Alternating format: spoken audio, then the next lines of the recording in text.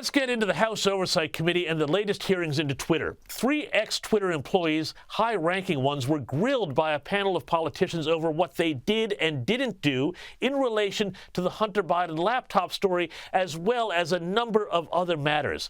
Have a listen to the moment Congressman Byron Donalds asks the former employees of Twitter if Twitter ever worked with the Biden team.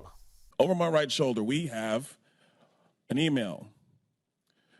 Reference, over my right shoulder, we have an email. Reference, this is Saturday, October 24th, 5:39 p.m., referencing 5 different tweets. This is with a Twitter email chain. Under the line, it's more to review from the Biden team. Does anybody have a comment on how much interaction was happening with the Biden team at Twitter with respect to tweets that they wanted Twitter to review? Ms. Gaddy, Mr. Roth? I'm not familiar with this email.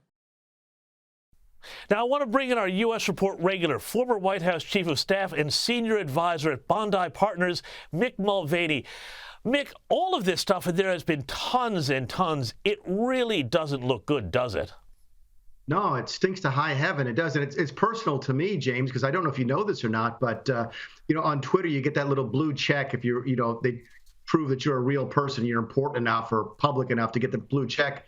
It took me about 3 or 4 times to try and get that blue check because they said I wasn't a public figure. So there was clearly a bias against conservatives, and I'm glad to see the House Republicans starting to bring it out. Keep in mind, this is an important part of having a majority in the House of Representatives. Everybody talks about the importance of passing legislation, but under our Constitution, the Congress is responsible for doing oversight of the executive branch, which is exactly what's going on here, and it's exactly what's needed. And I mean, Mick, this, though, is really more than, just who gets a blue tick or whether or not some tweets get, downplayed in the algorithm. There seems to have been real evidence that the Bidens, the FBI, and Twitter were basically all working together as kind of, one unit to shape and craft the narrative in what has become a very important public square. That seems to go against, what the whole point of having a First Amendment and, a government that stays out of what people can and can't say, does it? It seems to be a real attack on the fundamental principles of American liberty.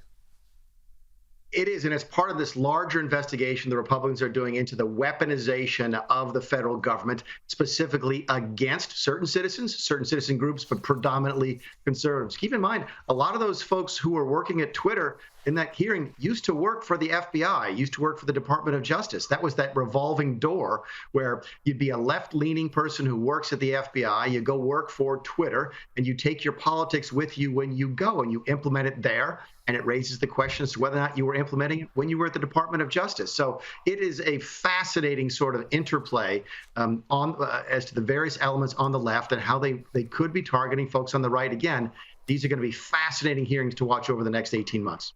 Yeah, I mean, look, I've had some people say, oh, well, it's no different than when a political office calls, a newspaper to try and spin a story. This is much, much more than that. I think it's pretty sinister. But I want to move on, Mick, because this is a story that I don't think has gotten anywhere near enough attention. The Democratic National Committee has approved sweeping changes to the Democrat primary process, upending decades of political tradition. Walk us through the changes, Mick, and why this matters so much. Yeah, for the last 50 years, for my entire lifetime almost, Iowa has gone first for both the Republicans and the Democrats, a very small state in the Midwest. The next state has always been New Hampshire, another very small state. Then they would go on to South Carolina, a little bit bigger, but still a small state. Why was that important? For a variety of reasons, one of which was it allowed pretty much anybody to run for president because it doesn't take a lot of money to run in those small states. What the Democrats have done now is they've kicked Iowa and New Hampshire out of the line, and they're going straight to South Carolina. Not only is it a little bit bigger, but it's an entirely different demographic. Iowa has amongst the smallest percentage of African-American voters, followed closely by New Hampshire. South Carolina, on the other hand, is one of the largest percentage of African-American primary voters.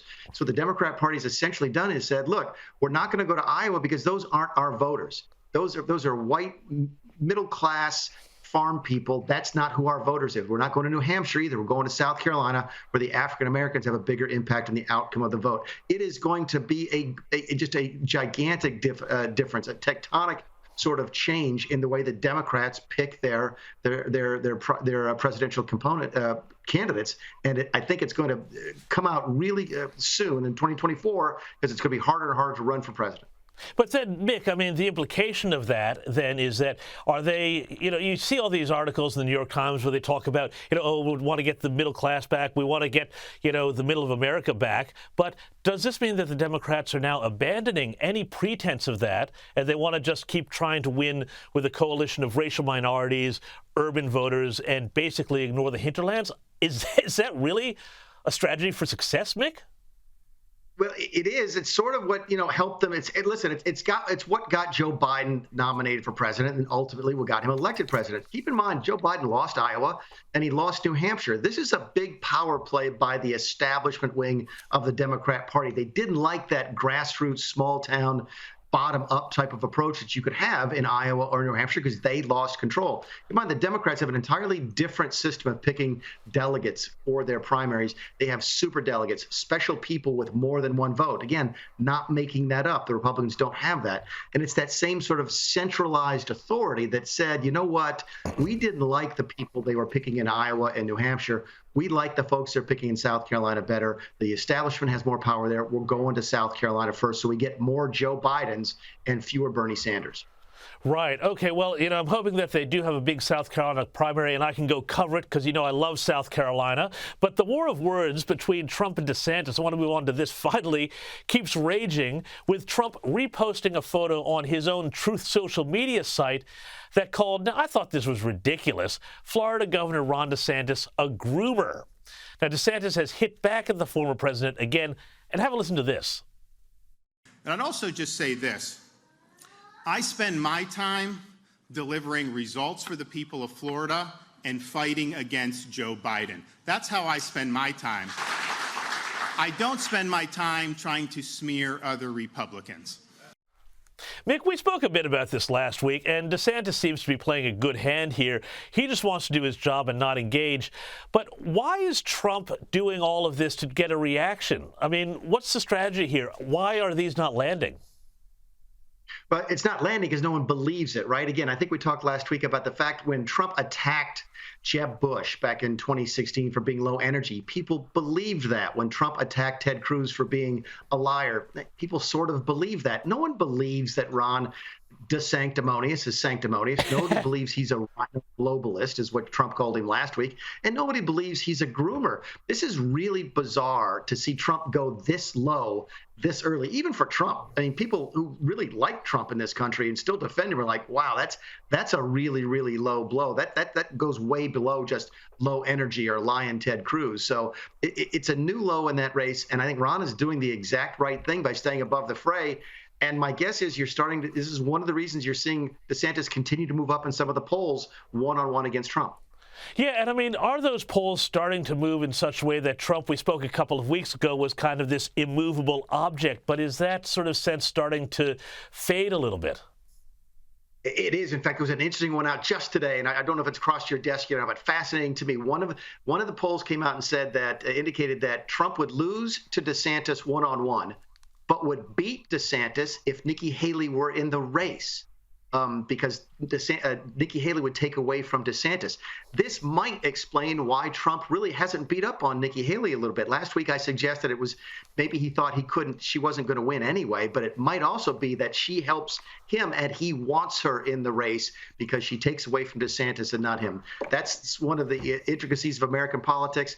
Fascinating to watch, and it's just going to get more interesting as we go through the spring and the summer. Mick Mulvaney, absolutely fascinating stuff. I love this three-quartered contest that's already starting to shape up in the GOP. Thank you so much for your time this evening.